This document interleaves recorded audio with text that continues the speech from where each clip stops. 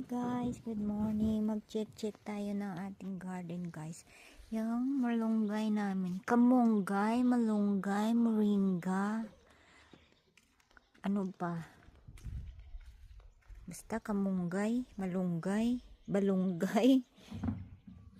Ayan guys, oh.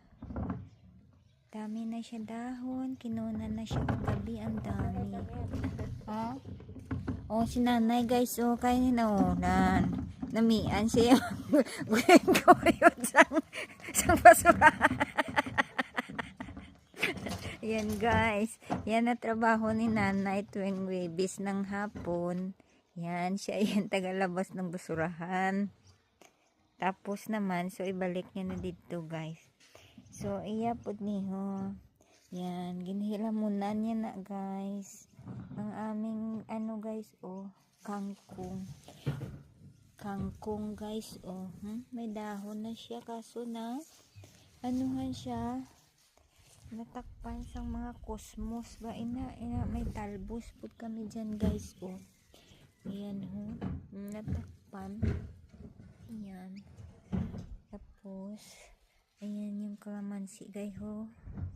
Trinim niya din yan. Tapos yan yung capsicum guys, maraming bunga.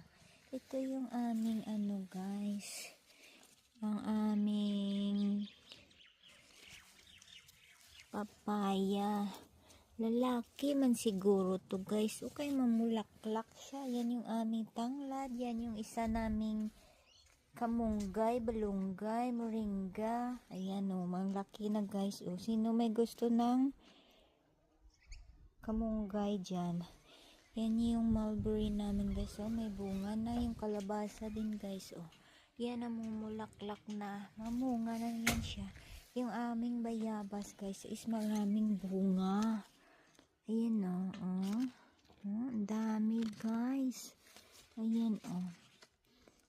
Last year nagbunga siya.